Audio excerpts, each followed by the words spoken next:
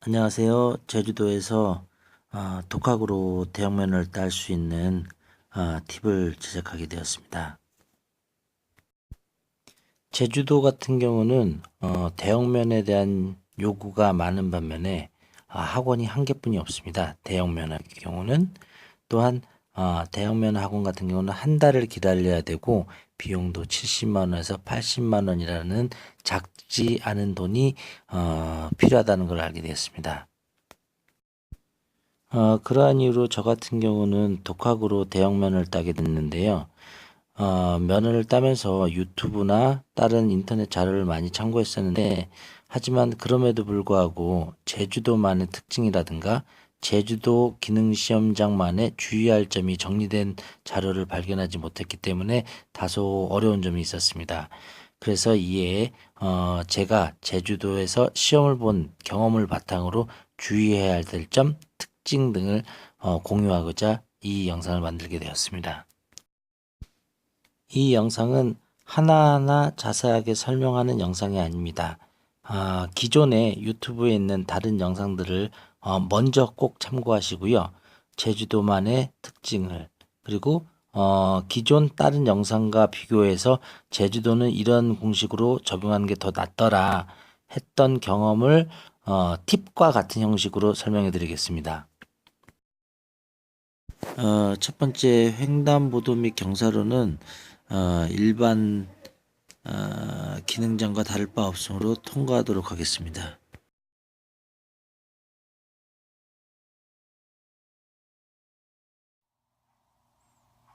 그림으로 설명하다 도저히 안 되겠어 가지고 최첨단의 장비를 도입을 했습니다. 이 버스는 우리 아들이 가장 사랑하는 버스 타요인데요. 자, 이 포인트가 중요합니다. 이 포인트 범퍼선이 중요한 포인트고요. 이 와이퍼가 움직이는 요 눈썹의 끝 같은 요 와이퍼가 움직이는 위치, 요 지점을 기억해 두셔야 됩니다. 또한 바퀴가 보이면은 이 물바지 요 포인트를 이 백밀러와 이쪽 백밀러 그리고 여기에는 없지만 원형 백밀러를 통해 가지고 각 지점 버스의 포인트와 위치를 확인하시면 되겠습니다. 자, 보시면은 이게 굴절 코스라고 가정하겠습니다. 맨 왼쪽에 요 선이 연석이고요. 절대 타면 안 되는 선입니다.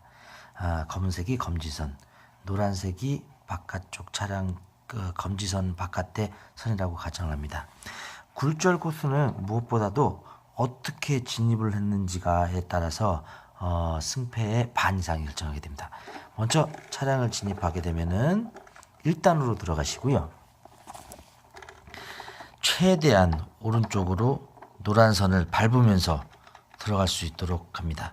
최대한 오른쪽에 붙어가지고 바퀴가 노란 선을 타고 들어갈 수 있게끔 제일 좋게는 이렇게 선을 살짝 밟는 게 제일 좋습니다. 이렇게 하게 되면 됩니다.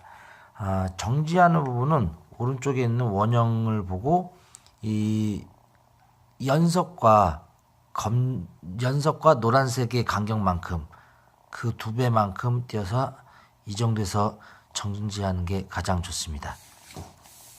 자, 여기서 핸들을 왼쪽으로 최대한 감으시고 서서히 전진하게 됩니다. 서서히 전진했을 때 이 앞에 물바지가 노란색에 닿았을 경우에 이때 정지하게 되시면 되고요. 이 정지를 한 후 핸들을 일자로 오른쪽으로 2바퀴 돌리면은 다시 핸들이 일자가 됩니다.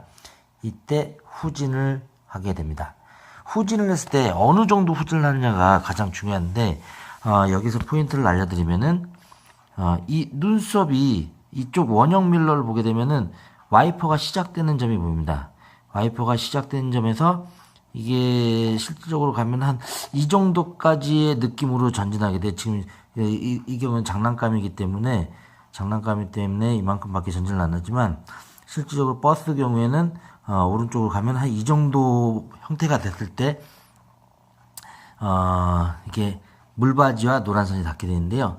이때 후진을 할 때, 뒤로 빠질 때, 이 후진을 할 때 오른쪽 와이퍼가 시작되는 이 눈썹 끝이 이 노란색에 닿는 게 보이는 순간, 최대한 노란색 안쪽으로 쓰는 순간 정지하시면은 딱 좋습니다. 이게 제주도에서 제가 찾은 방법인데, 다른 데서는 적용이 될지는 모르겠지만 제주도에서는 이 끝에 노란색 끝에 닿았을 때가 가장 턴을 했을 때 가장 완벽하게 닿는 포인트니까는 이 점 주의하시기 바랍니다.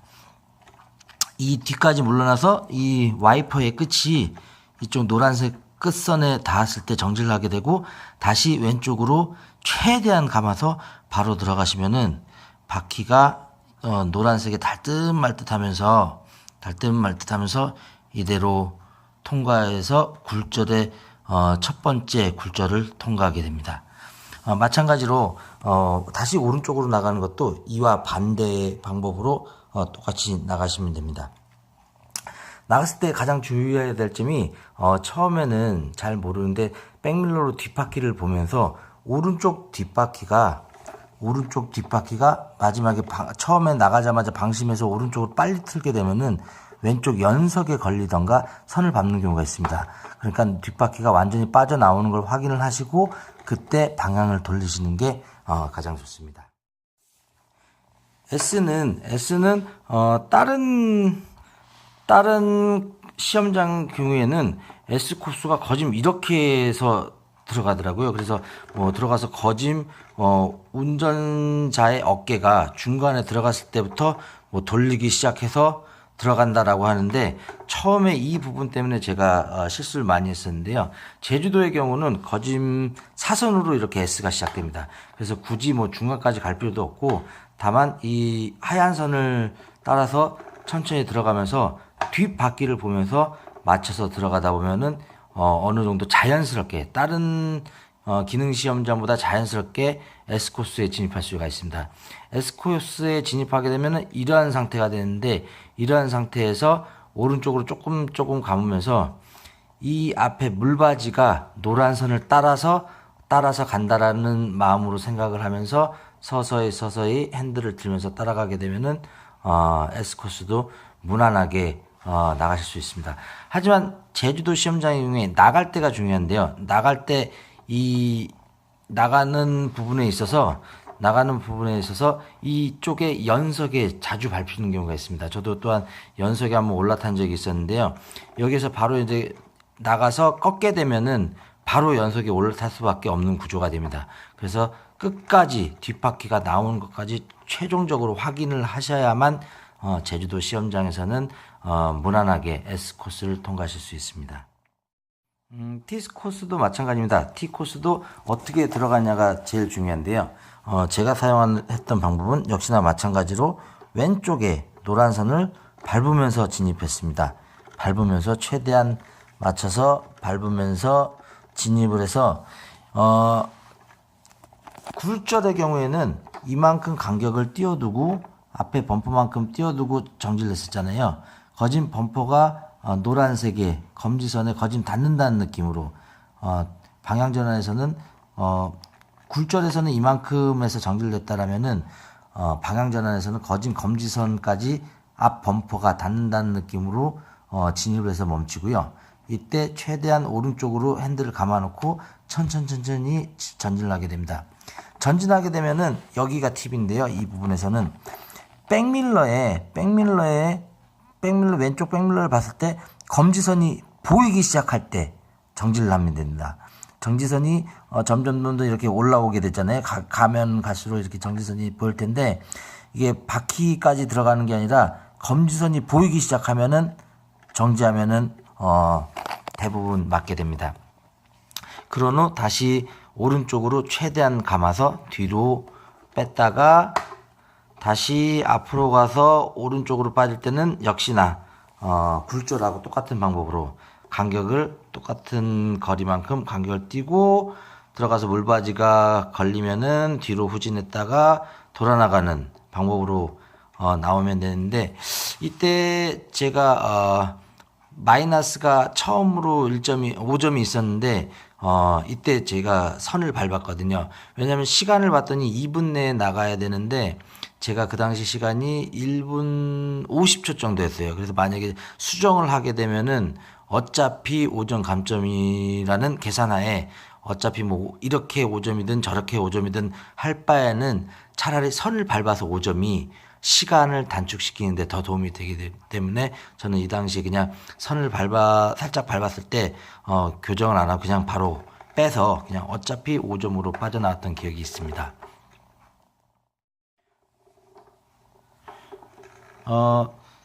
교차를 통과해서 철길로 가다 보면은 제주도의 철길 건널목은 좌회전하고 바로 시작되기 때문에 사실상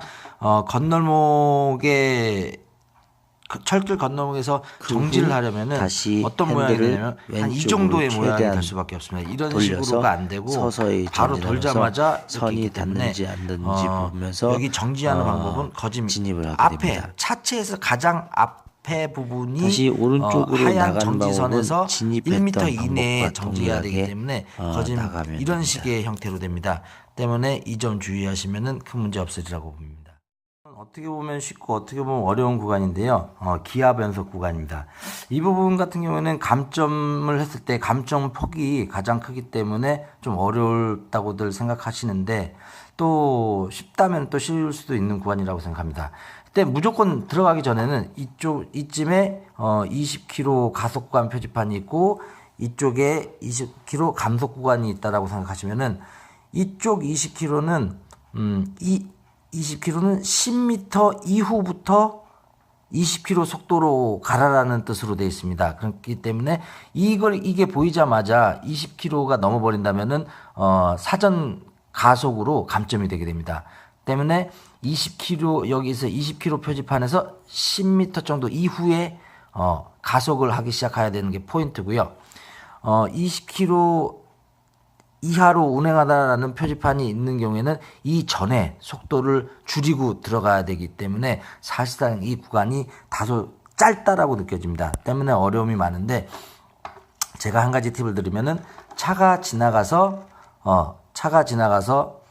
20km 표시판이 보였을 때 하나, 둘 속으로 세시고 악셀레이터를 끝까지 밟아 주시는 겁니다. 끝까지 밟았을 때 하나, 둘, 셋 한 다음에 3단으로 올렸다가 다시 브레이크를 확 밟으시고 속도가 줄어들면은 여기서 바로 2단으로 내리시고 천천히 통과하시면은 큰 문제가 없으리라고 생각합니다. 때문에 팁을 좀 드리자면은 이 구간이 시작돼서 내가 지나면서 하나, 둘 이렇게 속으로 세시면은 거짐 차체가 다 지나가는 시간이 됩니다.